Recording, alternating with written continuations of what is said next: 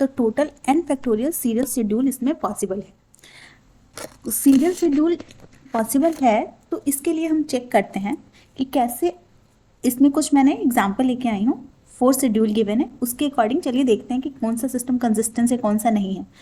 Consistence का meaning हुआ कि स्टार्टिंग में जो टोटल वैल्यू है एट द एंड भी after performing all the execution same होना चाहिए।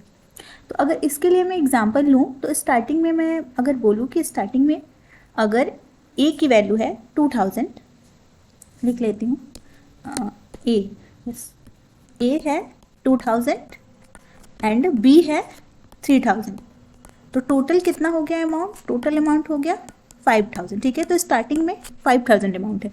अब इसमें क्या हो रहा है कि पहले हो रहा है ए में से 100 पहले उसने रीड किया, ए को रीड किया तो क्या आया 2000, ठीक है। ए में से 100 इसने सब्ट्रैक्ट किया तो इसमें क्या हुआ 1900, इसने राइट ए के यानी कि राइट परमानेंट किया तो 1900 स्टोर हो गया ए में। इसने बी को रीड किया, बी में क्या था स्टार्टिंग में कुछ चेंज नहीं है 3000, बी में प्लस हुआ 100 तो 31 और बी में राइट हुआ तो 31, ठीक है, और इसने कमिट कर दिया। अब यहाँ क्या है कि ये जब ए की वैल्यू को रीड होगा, ए की वैल्यू को क्या रीड करेगा 1900। अब टेम्प में क्या होगा ना कि टेम्प, ये जो हमारा टेम्प है ए इंटू 0.1, तो 0.1 कितना होगा 190 हो जाएगा। तो टेम्प में कितना स्टोर है 190, ए में से 190 सब्ट्रैक्ट करेंगे तो कितना होगा 1710। इसने किया रीड बी, फिर इतना क्या रीड होगा 31, ठीक है। इसमें ये ऐड होगा 190 तो 3290 राइट भी होगा 3290। At the end A and B की वैल्यू क्या है इस केस में, इसने फाइनल राइट किया था 1710 3290 0005, यानी कि at the starting and and ये वैल्यू सेम है, यानी कि जो शेड्यूल 1 है वो कंसिस्टेंट है, ठीक है। इस पे हमने चेक कर लिया कि कंसिस्टेंट है, ठीक है। अब यहाँ चेक करते हैं, इसने किया रीड वैल्यू, शेड्यूल 2 को चेक करते हैं। इस चारों शेड्यूल में से देखना है कौन सा शेड्यूल कंसिस्टेंट है कौन सा शेड्यूल कंसिस्टेंट नहीं है। अब इसमें क्या हो रहा है ना कि T1 ट्रांसफर कर रहा है 100 rupees from A to B, T2 transfer कर रहा है 10% off the balance from A to B. तो हमने शेड्यूल 1 के लिए ये चेक कर लिया। अब हम चेक करेंगे शेड्यूल बी के लिए, क्या शेड्यूल बी कंसिस्टेंट है। तो इसने स्टार्टिंग में रीड किया ए को 2000, ठीक है, टेम्प में कितना स्टोर हो गया 200, ए में से सब्ट्रैक्ट होगा तो ए की वैल्यू कितनी हो जाएगा 1800, तो ए पे इसने सब्ट्रैक्ट किया और ए को राइट कर दिया, यानी कि दोनों का सेम आएगा, ठीक है।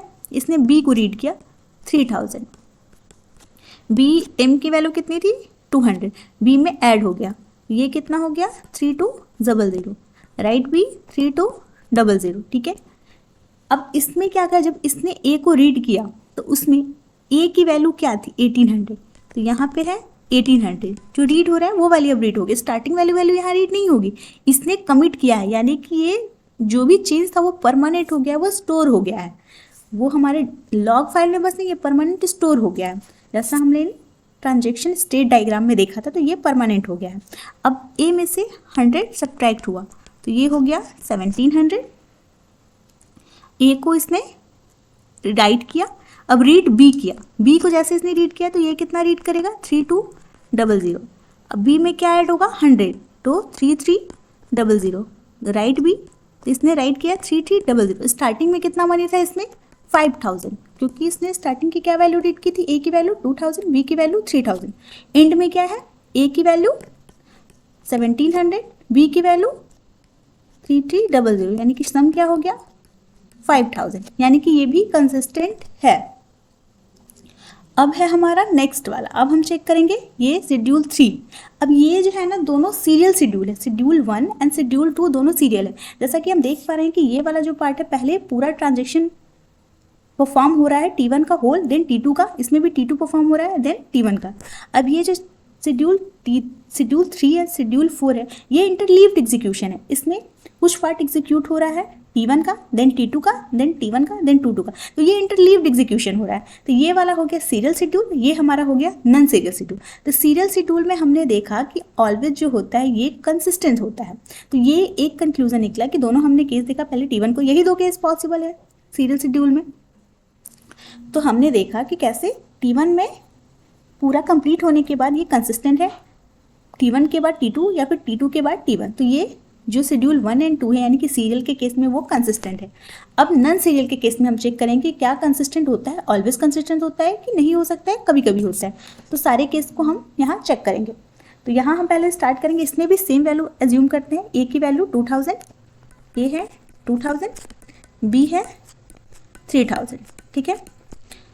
अब इसमें क्या हो रहा है, इसने ए की वैल्यू को रीड किया, तो ए की वैल्यू क्या रीड करेगा 2000, ए में से 100 सब्ट्रैक्ट हुआ यानी कि 1900, यहाँ पे इसने राइट किया ए में तो 1900, ये राइट हो गया है, ठीक है। यहाँ पे अब ये T2 फॉर्म होगा क्योंकि ये टाइम ऑर्डर सीक्वेंस है। हम डायरेक्ट यहाँ जंप नहीं करेंगे, हम ऐसे डायरेक्ट यहाँ जंप नहीं कर सकते, हम यहाँ के बाद जो टाइम में होगा, टाइम के ऑर्डर में होगा, इंक्रीजिंग ऑर्डर में, वहाँ चेक करेंगे। अब ये इसने जैसे हो गया यहाँ पे, तो ये जो वैल्यू रीड करेगा ना, ए की वैल्यू जैसे ये रीड करेगा यहाँ पे, ए की वैल्यू उसको क्या मिलेगी 1900, ठीक है। इसने 1900 को रीड किया।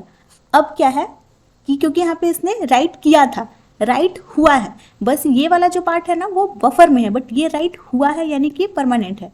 तो ये वाला जो है ना टेम्प में, तो टेम्प का क्या वैल्यू हो जाएगा, इसका 0.1 यानी कि 190, टेम्प में स्टोर होगी वैल्यू 190, ए में से सब्ट्रैक्ट होगा यानी कि 1710। अब अगेन ये राइट वैल्यू हो जाएगी तो 1710। अब ये बी को रीड करेगा, तो बी में अभी तक कुछ वो फॉर्म नहीं हुआ एक्शन, तो बी की वैल्यू ये रीड करेगा 3000, ठीक है। बी में 100 ऐड करने पे 3100, राइट बी हो रहा है तो 3100 इसने कमिट कर दिया, यानी कि जो T1 ट्रांजेक्शन है वो फुल्ली कंप्लीट हो चुका है, ठीक है। अब है कि ये T2 रीड कर रहा है, रीड इसने किया बी को, तो बी को ये क्या रीड करेगा अभी इस केस में 3100, क्योंकि इसने राइट किया था, कमिट किया है। अब टेम्प में वैल्यू क्या थी 190, इसमें ऐड होगी तो 3290, ये 190 ऐड होगी, राइट भी किया इसमें, तो ये जैसे इसमें राइट होगा तो बी की वैल्यू क्या हो जाएगी, यानी कि परमानेंट स्टोर हो जाएगा ये वैल्यू, तो इसकी वैल्यू क्या हो जाएगी 3290। अब ए और बी की वैल्यू को ऐड करते हैं, ए की वैल्यू एट द एंड 1710, 3290, 0005, यानी कि इस केस में शेड्यूल 3 में हम क्या देख रहे हैं कि ये नॉन सीरियल शेड्यूल तो है बट ये भी कंसिस्टेंट है। अब हम चेक करेंगे कि शेड्यूल 4, ये भी अलग टाइप का, ये भी इंटरलीव्ड ऑपरेशन है। तो इस केस में हम चेक करेंगे ना, तो इसमें हमें आएगा, चलिए चेक करते हैं। अभी यहाँ पे इसने रीड किया, सॉरी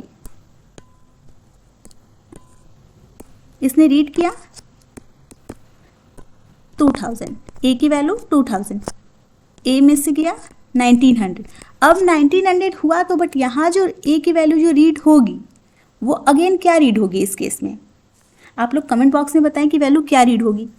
तो इस केस में जो रीड होगी ना अगेन वो 2000 ही रीड होगी, कहीं क्यों इसने राइट नहीं किया है, ये एक परमानेंट स्टोरेज नहीं हुआ है, तो अगेन 2000 ही रीड होगा इस केस में। अब देखो यहाँ टेम्प की वैल्यू निकालेंगे यहाँ, तो ये हो जाएगा 2000, टेम्प का 0.1 है तो 200 हो जाएगा। अब ए से सब्ट्रैक्ट करेंगे टेम्प की वैल्यू तो 1800 हो जाएगा। यहाँ तक कोई दिक्कत नहीं, बट ये वाली वैल्यू स्टोर नहीं हो पाई, क्यों नहीं हो पाई, इस केस में भी तो सेम ही था, ऐसा नहीं है, ये अलग है क्योंकि यहाँ पे राइट कर रहे थे, यहाँ पे राइट नहीं हो रहा है। तो ये डिफरेंस आपको समझना पड़ेगा कि जो अगर हमारा शेड्यूल में ट्रांजेक्शन है उसमें कुछ ये होता है conflicting operation, non conflicting operation, जो आगे देखेंगे। कुछ ऑपरेशन के कारण इस पे इफेक्ट नहीं होता है, उसके कारण कंकरेंट हो भी सकता है, नहीं भी।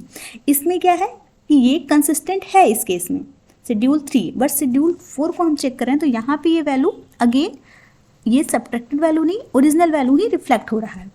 तो ये हो गया हमारा 1800। यहाँ पे देखो, अगर मैं कहूँ कि 2 मेथड है, यहीं पे रहने देते हैं, रीड बी को यहीं रहने देते हैं, कोई दिक्कत नहीं है। तो यहाँ पे हो गया 1800, ठीक है, इसने राइट कर दिया ए, तो यहाँ पे राइट हो रहा है, जैसे 1800 राइट हो रहा है, तो अगर ये यहाँ पे जो राइट ए है, ये वाला केस, यहाँ पे क्या होगा, यहाँ पे जो वैल्यू होगी ना ए की, वो होगी 1800 ही, क्योंकि ये राइट हो चुका है, इसने जो अपडेट किया था वो लॉस्ट हो गया। तो ए की वैल्यू क्या होगी इस केस में हमारा, कि 1800 ही रही, ठीक है।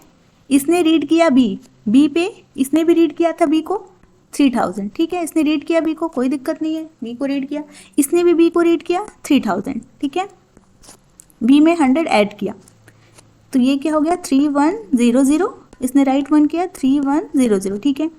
अब बी में इसने टेम्प की वैल्यू को ऐड की, टेम्प क्या है 200, तो बी में 3100 यानी कि 3300, राइट बी 3300।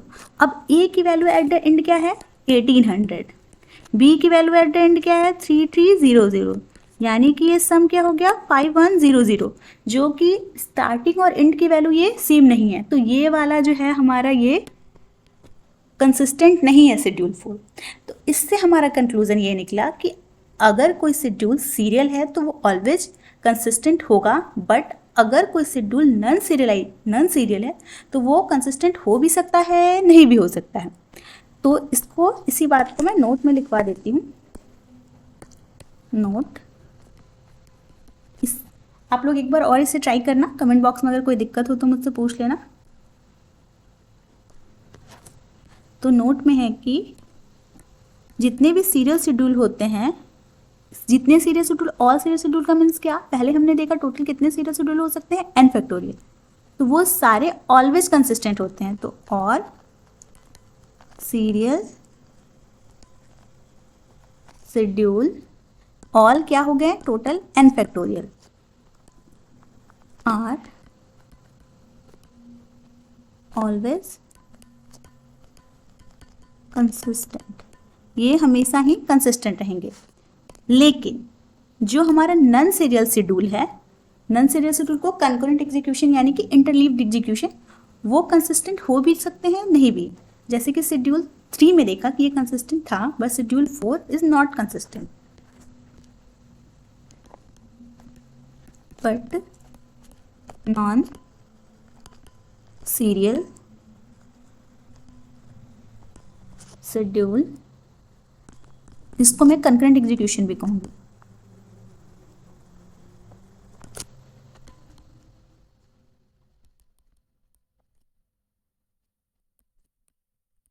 में और में नॉट बी, ये कंसिस्टेंट हो भी सकता है, नहीं भी हो सकता है। अब जैसे कि हम देख रहे हैं कि जो सीरियल शेड्यूल है वो ऑलवेज कंसिस्टेंट है, तो फिर हम ये नॉन सीरियल शेड्यूल यूज़ ही क्यों कर रहे हैं, ये भी तो क्वेश्चन आ सकता है आप लोग को। तो देखो, नॉन सीरियल शेड्यूल हम इसलिए यूज़ कर रहे हैं क्योंकि इसमें कुछ फ़ायदे हैं। इसके कारण सीपीयू यूटिलाइजेशन बढ़ेगा, थ्रूपुट बढ़ेगा एंड रिसोर्स का इफेक्टिव यूटिलाइजेशन होगा। आप लोग ने जैसे पाइपलाइन कॉन्सेप्ट पढ़ा होगा, नहीं पढ़ा है तो फिर भी एक साथ मल्टीपल को कंकरेंट एग्जीक्यूशन करेंगे। जैसे कि बचपन में आपने देखा होगा कि ठीक है, अगर रेड पेन का काम है तो दो ही पेन है, रेड एंड ब्लू, और 2 पर्सन को दोनों यूज़ करना है, ये पर्सन ए पर्सन बी, इसके पास क्या है रेड पेन है एंड दूसरा पेन क्या है, इसके पास क्या है ब्लू पेन है, डिफरेंट के पास डिफरेंट पेन है, दोनों को दोनों पेन चाहिए। तो ये क्या कर सकते हैं, एक टाइम पे ये क्वेश्चन लिखेंगे रेड पेन से, देन जो पर्सन 2 है उससे डायरेक्ट आंसर लिखेगा, फिर अपने आप को एक्सचेंज कर लेंगे अपने पेन्स को। तो इसीलिए जो नॉन सीरियलाइजेबल शेड्यूल होता है, जो नॉन सीरियल शेड्यूल होता है, जो नॉन सीरियल शेड्यूल होता है, यानी कि हम लोग सीरियली फॉलो नहीं करेंगे। इसमें क्या होता है, अगर ये प्रॉब्लम होता पूरा इसे रेड से अपना क्वेश्चन मार्क करता, देन इसे डिमांड करता ब्लू का, देन ब्लू एग्जीक्यूट होता, देन सारा ये कंप्लीट करता, तो इससे रिसोर्स का ना बहुत कम यूटिलाइजेशन होगा। बट ऐसे इंटरलीविंग ऑपरेशन करेंगे तो रिसोर्स का ज़्यादा यूटिलाइजेशन होगा। तो यही है कि कंकरेंट एग्जीक्यूशन होता क्यों है, वाई कंकरेंट एग्जीक्यूशन। इसका एक हो गया हमारा पहला benefit, to improve CPU utilization. Next है enhance